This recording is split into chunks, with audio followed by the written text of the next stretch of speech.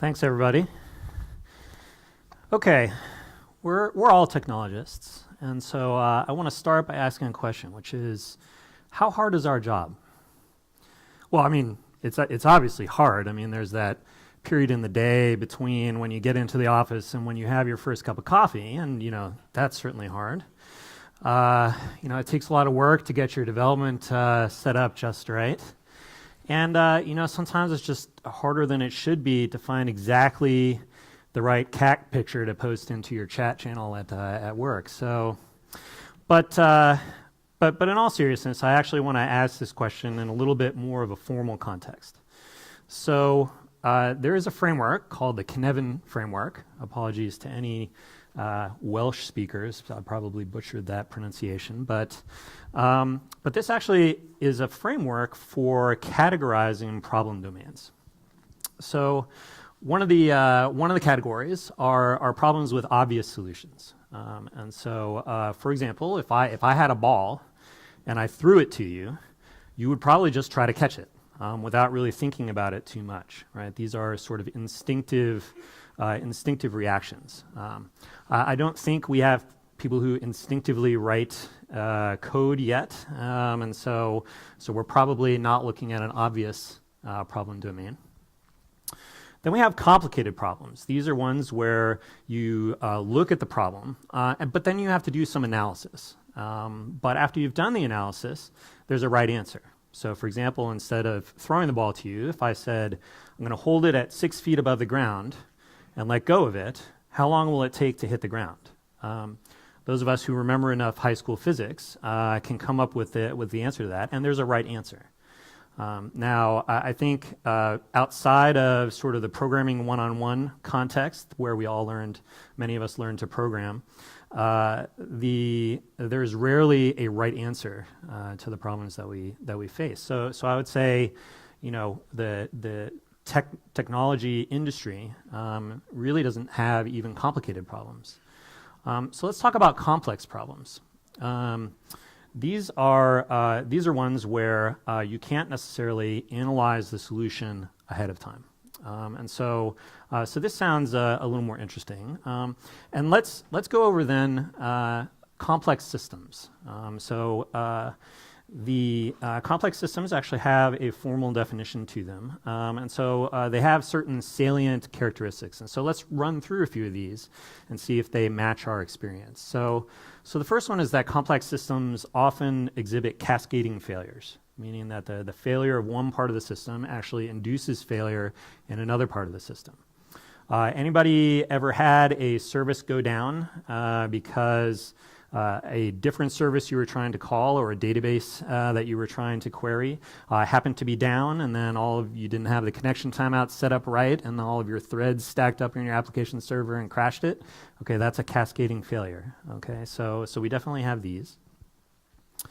Complex systems tend to be open systems, meaning that they don't sort of operate in isolation. Instead, they operate in the context of an environment, and they communicate with the environment. So lots of us work for companies, for example, that have competitors in the marketplace, or that have customers that maybe even directly interact with our technical systems. So this seems to give us another check mark here. Complex systems have memory, where they can remember things that happened in the past and then use that to inform the future things they do. This one's very easy. Our computer systems literally have memory, as do we, as the operators of those systems. So I think we can put a check mark there. Complex systems are often nested. So instead of just sort of being one holistic system, it's often composed of several cooperating systems below it. And as we've seen an evolution towards microservices and services-oriented architectures, this feels very familiar to me as well. Then complex systems have emergent behavior. So these are termites. Termites don't have very complicated set of things that they do on a regular basis.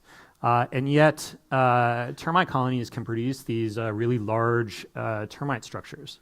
And there's no architect termite right? That says, hey, here is the size of the termite mound we're going to build. Instead, the design of this thing emerges from the collective behavior of the systems. And so, as many of us as practitioners, we often actually only have a deep understanding of sort of a local context around us, the particular component or service that we might be responsible for, and yet we're part of a larger system in our company. So this feels appropriate too. Complex systems often have nonlinear effects, which means that you can start with a really small set of changes, and it can actually snowball into a much bigger effect.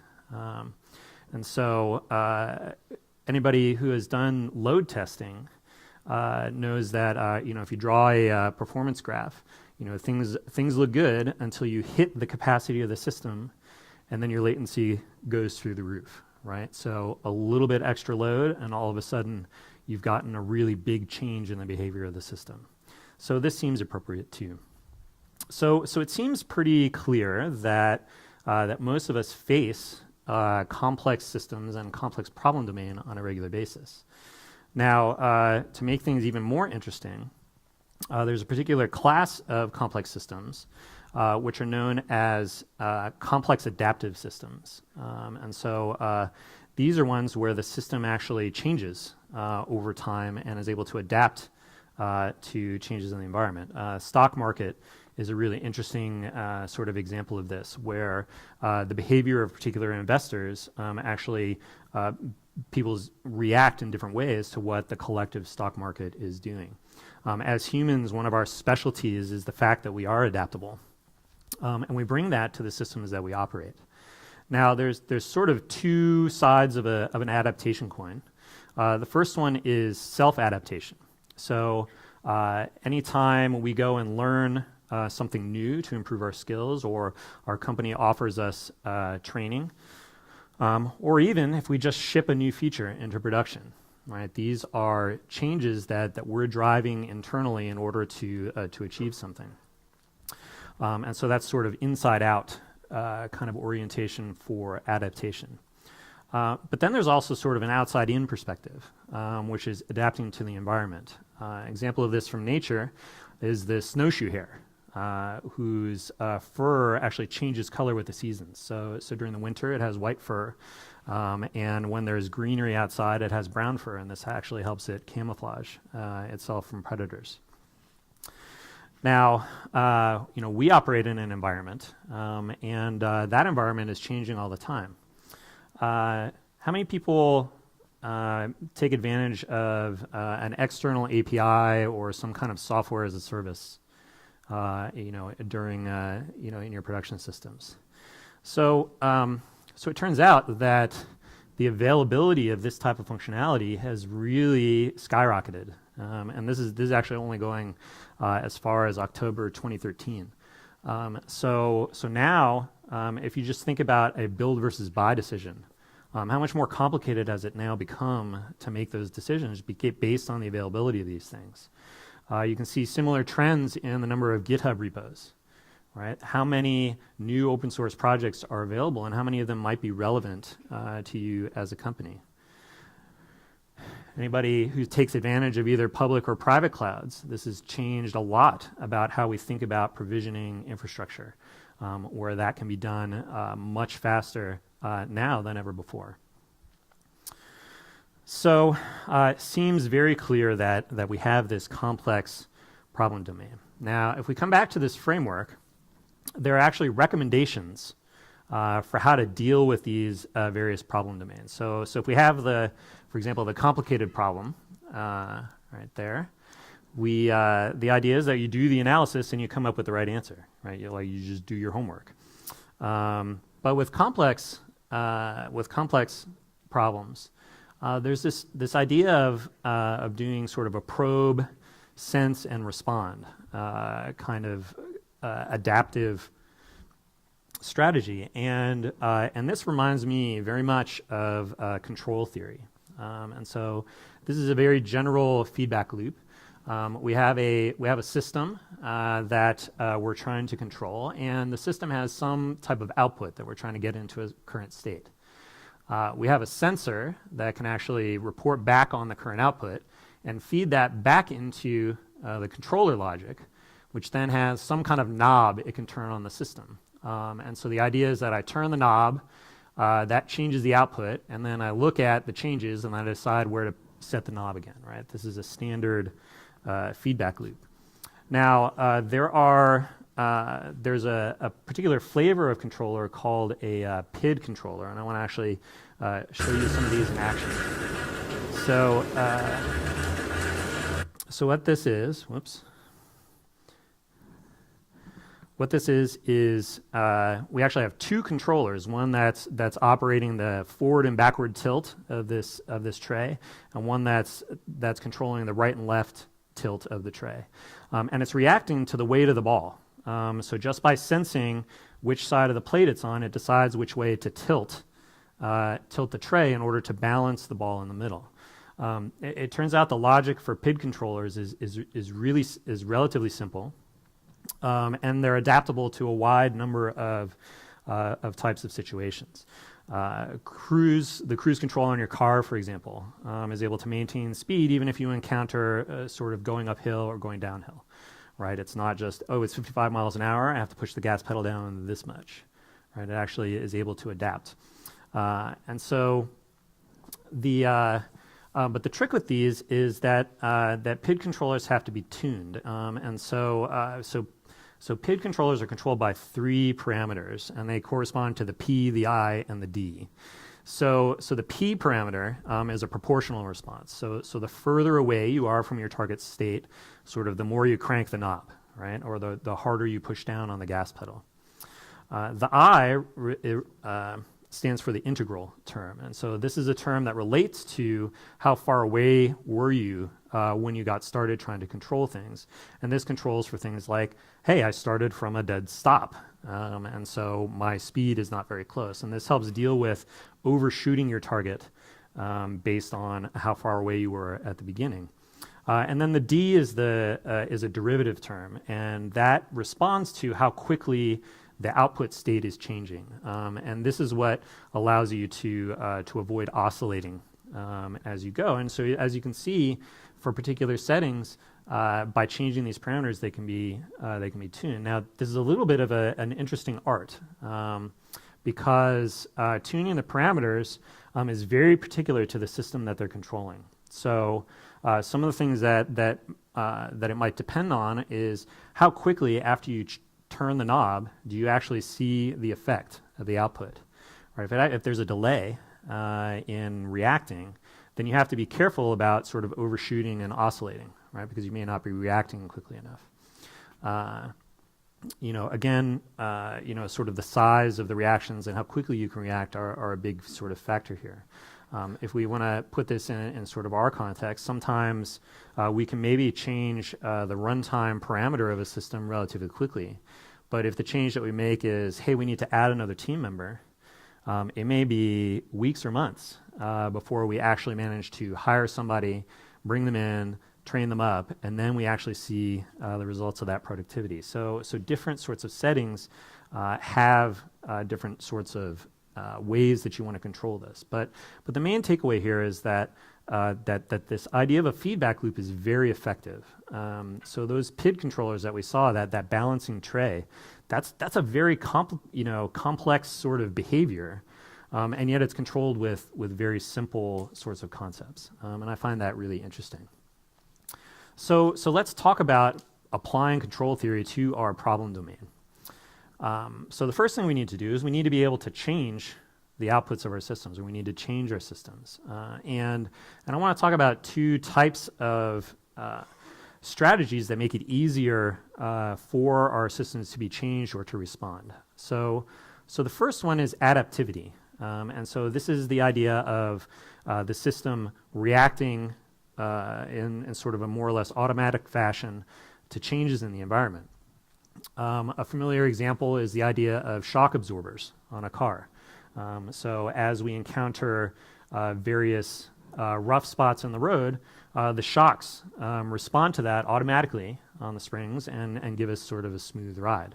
In a technical setting, we have things like auto-scaling groups in the cloud, whereas as the load and demand on the system goes up and down, we add and remove the number of running instances we have.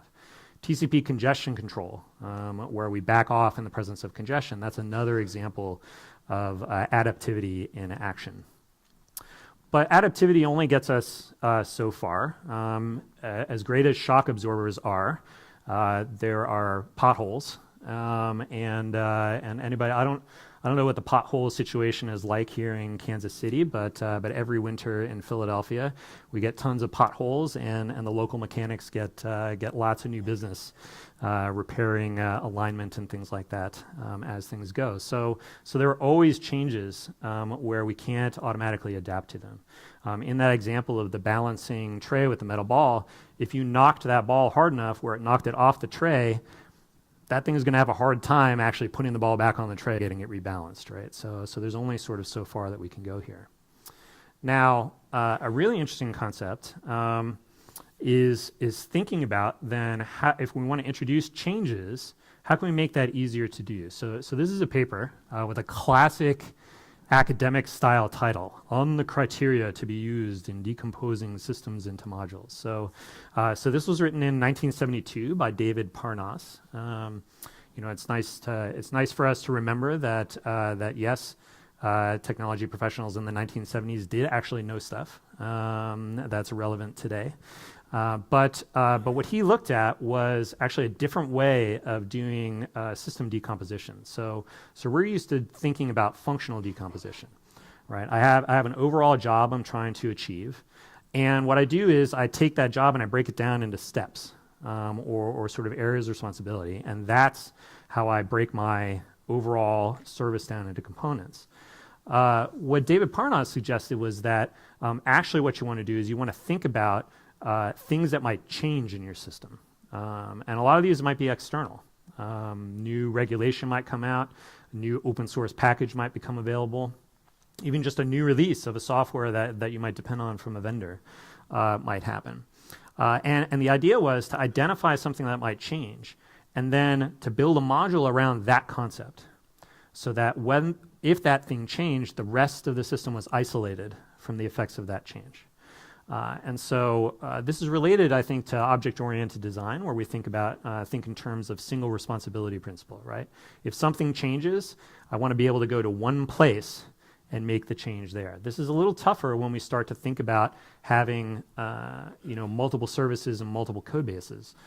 So we have to then, I think a little bit in different ways about the right way to break things down, so that as change happens, we can actually make those changes more easily, rather than saying, hey, some change happened, now we have to go touch all of the systems and all of the services, right? That's a much harder adaptation to make. Now, another idea and another interesting concept is the concept of adaptability. And so this is one where the users of a system are able to adapt it to their needs. So anybody who has adjusted the seat or the mirrors in a car, that's adaptability, right? The car didn't come out with fixed placements for the seat and mirrors that assume that you're a specific height and weight, right? The users can adapt them. Swiss Army knives are another good example, right? You can adapt these to many different situations where you might need a tool just by getting the right tool out for the job. A really good example that I think is worth examining is actually the World Wide Web, and Tim Berners-Lee here. Facebook told me today that today was the 25th anniversary of the World Wide Web in some fashion. It's always like, well, what does that mean? Exactly when did it start?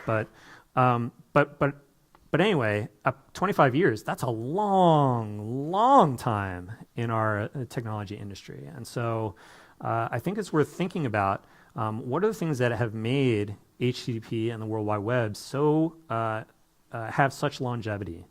And I think this comes down to extensibility. If you think about HTTP,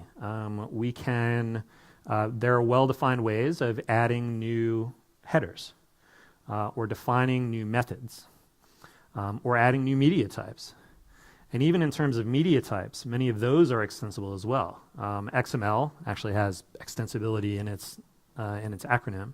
JSON is also extensible as well. And so these are systems where, because they contemplate extensibility, it means as there are changes that come along in other parts of the system, that the systems that are designed with extensibility in mind can react sort of transparently to some of those things. So, okay, I don't, I'm a proxy. I don't necessarily understand this new header that I saw, but I can at least pass it on, right? So this concept of extensibility is really important. And as we think about operating in large environments where we have different people with different responsibilities for different parts of the system, it's really important to think, I think, in a little more deeply about extensibility, so that as we design our component, if we can think about designing that in an extensible way, it means it eases the adaptation burden, right? It means that we don't get wagged by all the other changes in the system in some cases. So I think this is an important concept. Next, we have cycle time. Okay, so we talked about this feedback loop in the control system. And the faster that we can turn the loop, the more tightly we can optimize our control. I mentioned before, about this concept of, how long does it take to hire somebody and get them into the team? Imagine what it would be like if you could snap your fingers and have somebody on board, sort of in an auto-scaling team fashion. It's how many things would change? I think this would change a lot of things about the way that we operate. Now, I don't know how we might get there, but I think this illustrates that cycle time is really important. And what we've seen is that there's an increasing demand for shortening the cycle time, right? Minimizing the amount of time between, hey, I want X, and then X is in production. And so I found this great clip here.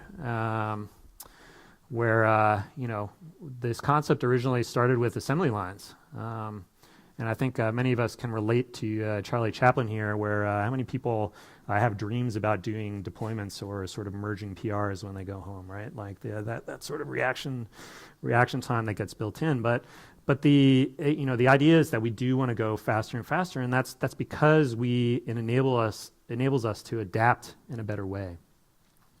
And then the final concept is of course feedback, right? We need this sensor to tell us what's going on, so that we can actually make the adjustments that we want to make.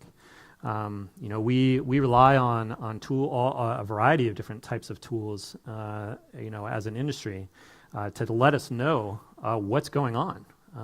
And there have been multiple talks here just at this one conference about gaining operational visibility or trying to understand what happened, right? Like being able to troubleshoot what happened with a production incident. And so this idea of trying to sort of improve our senses is really important, because we need accurate feedback.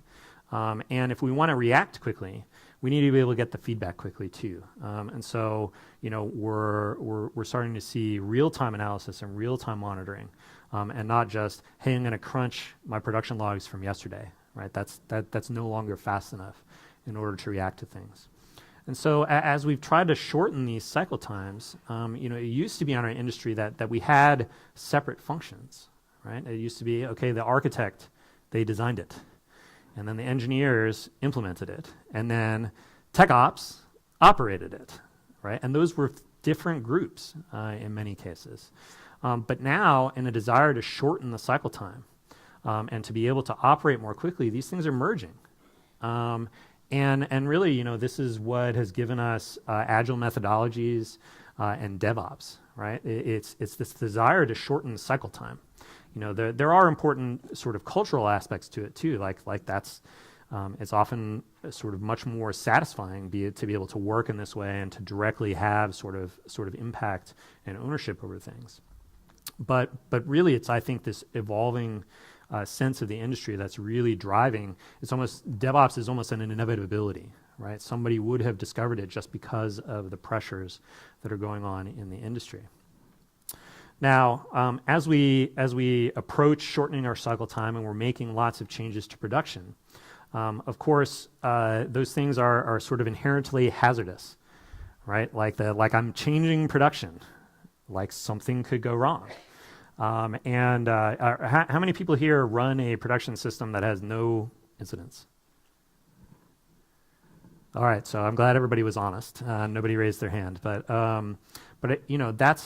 this is something that we really have to deal with when we have complex systems. Is that complex systems fail? Now, I want to recommend this paper here. It's called "How Complex Systems Fail" by Richard Cook. This is not a long paper. It's about 2.5 pages, so definitely easy to read. But I want to share some of the sort of nuggets of understanding that come from this paper.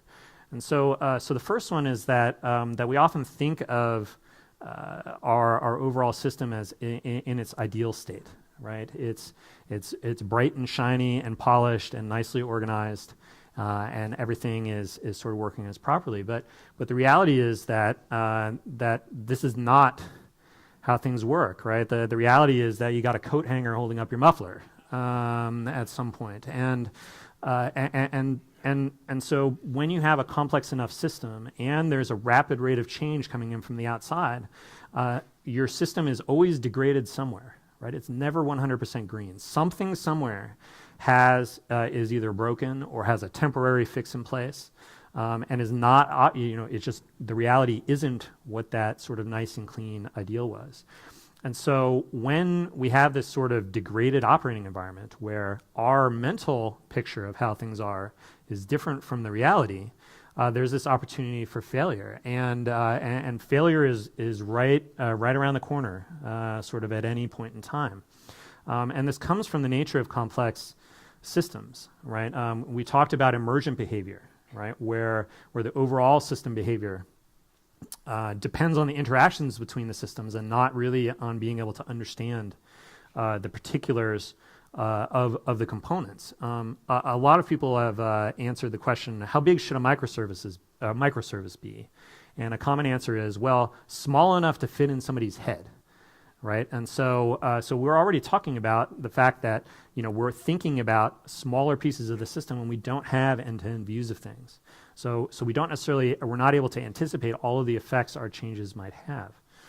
In addition, we have that snowball and avalanche effect, right? So sometimes a small change results in a much bigger effect than we anticipated. And this plus the fact that the system is degraded at some point, it means that failure is always latent within the system. And it's just a matter of time before we experience it. So where does that leave us in terms of our current experience? Well, if we think about ops and operations, and I would argue, probably regardless of your job title, we're all in operations now. But successfully operating means that you have to sort of walk a solution space, and there's a number of pressures. So there's the idea of safety, right? And so trying to avoid major system failures.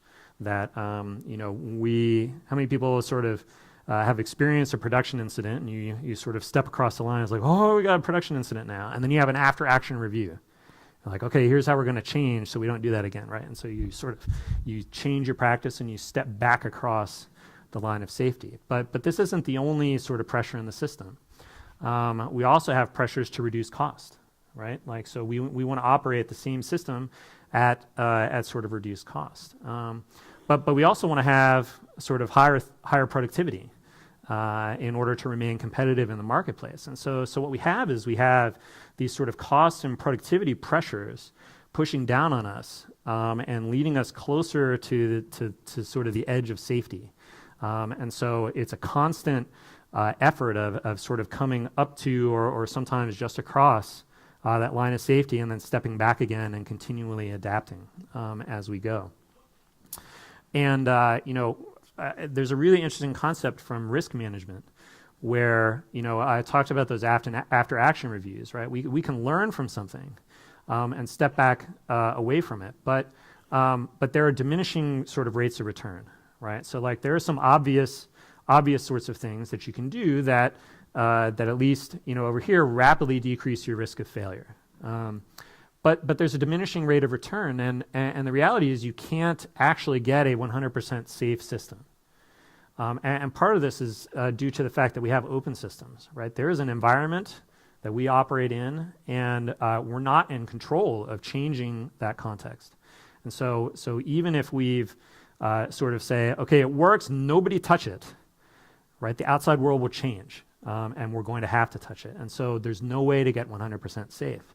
But even beyond this sort of asymptote here, there's this concept here, right? Which is that although the risk of failure is going down, our costs of providing that safety are going up.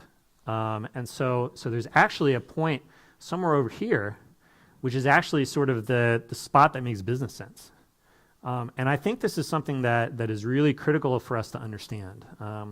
Many of us learned our craft doing coursework and homework, where there was you could get a 100, right, on your programming assignment. And the reality is that actually doesn't always make business sense.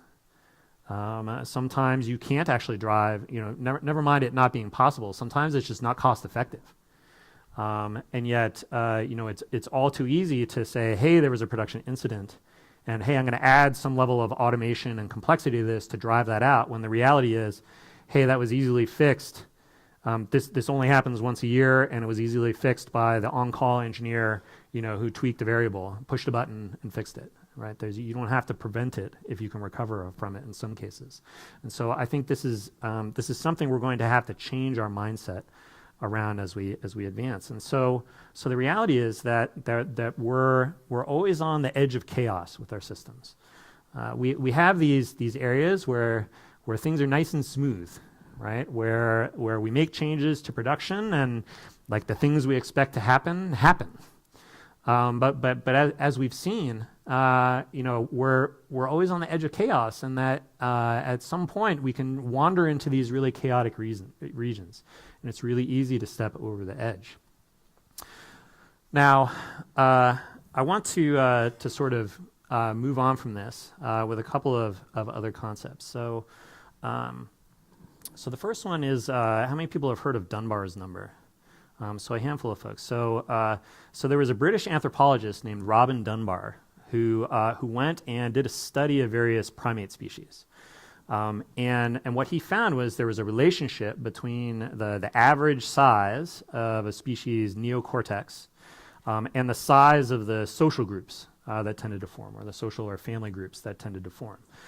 And so if you were to extrapolate this out to human beings, Dunbar's number is 150. So the idea is that that's sort of the largest social group on average that we can actually know everybody and actually know everybody's relationship to everybody else. Like that's, if you extrapolate that to humans, it turns out to be 150. Now, that discussing the organizational sort of structural impacts of Dunbar's number and how to plan around that could be a whole talk on itself. But the thing that I want to point out here is this is an example of the fact that as humans, we actually have limited hardware resources. Right, our brains are finite, and as I mentioned before, when we think about, a microservice is small enough so that it fits in your head.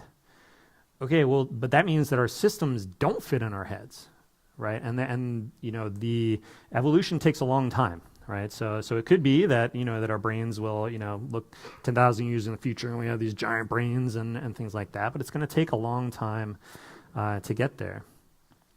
But then we have another interesting trend. So earlier this year, how many people followed this AlphaGo in the news, right? So a few people. So some researchers at Google trained an artificial intelligence machine learning program to play Go.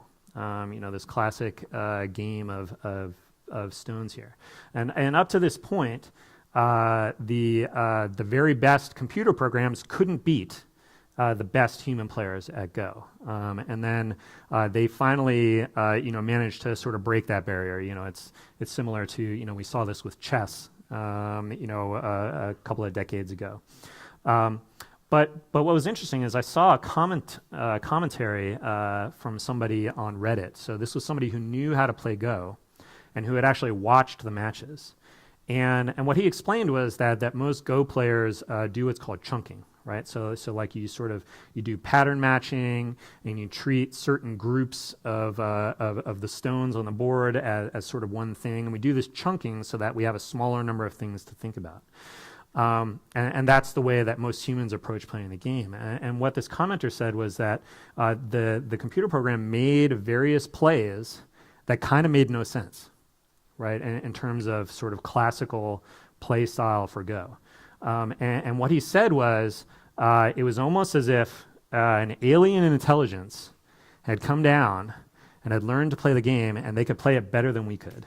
And so I'm all for dystopian sort of science fiction and things like that. But I think this is really interesting because as we start to apply machine learning, and this is really beginning to pick up in our industry, as we begin to apply machine learning to more of our production systems, this gets to be very interesting because in a complex system where we were talking about, there's this idea of sort of cause and effect. And so in the complicated, hey, I'm going to analyze this and come up with a solution, you know what the cause and effect are before you do it, right? There's a predictable response. In complex systems, you can understand cause and effect after the fact, right? I made a change. Holy moly, that resulted in a production incident. Like, I did not expect that. Like, nobody expects production incidents. I mean, I suppose there are a few bad actors that intentionally try to crash stuff, but most of us, when we encounter a production incident, like, that is a complete surprise to us. But we can usually go back and say, okay, I understand, we can go and look through the logs and we can say, okay, I can understand how this happened, right? And so you can understand what happened. In a chaotic system, which is sort of the final frontier here, when we have the idea is that cause and effect aren't obviously related. This is the classic, hey, the butterfly flaps its wings in Africa and there's, a hurricane that hits the eastern seaboard. It's like you can't actually understand how those are sort of related to one another.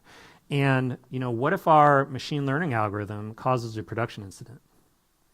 Okay, the closest we're going to be able to come to figuring out what happened and how did this happen is, okay, well, this happened because the weight on this link in the neural network was 0.6.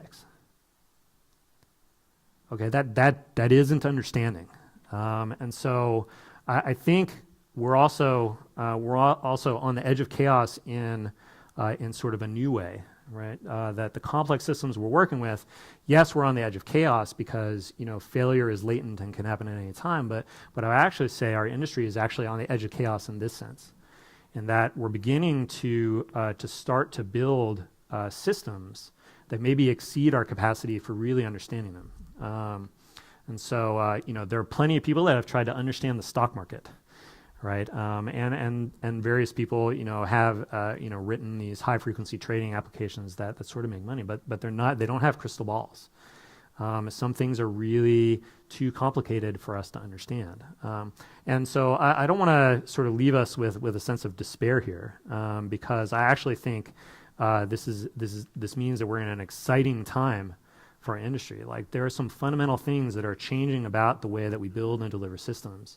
As somebody who likes to learn new things and solve new problems, to me, this is really exciting, right? How does these fundamental changes in our industry, how are we going to react to those and finish them out? So as we're at the edge of chaos, what are the key strategies that we need to be thinking about?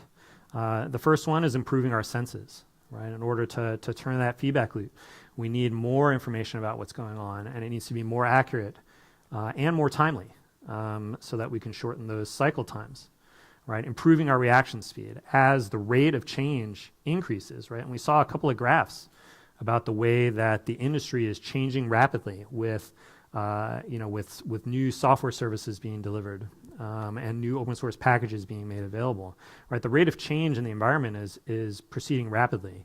And the interesting thing about software, right, is software has abstraction as this key mechanism, meaning we can build new things on top of the existing things. And so that's really why we see these exponential growth curves. I mean, it's compound interest is really what's going on here. And so as the outside environment changes more rapidly, we need to be able to react to it more rapidly as well. But we also have to be able to do that with sort of smaller sets of changes, because we have this possibility for for small changes to have large and outsized effects. We need to think about how to make it possible to make much smaller changes and see the effects of them quickly, right? So, think in terms of, can you change one line? How long does it take you to change one line of code and get that into production and see its effects in some graph? And so I think this, in the end, is the recipe for succeeding at the edge of chaos, both now and in the future. And with that, I see I'm actually 20 seconds over, so that's pretty close. I'd be happy to have, if this was interesting to you, I'd be happy to talk to you folks outside in the hall. And thanks for your time.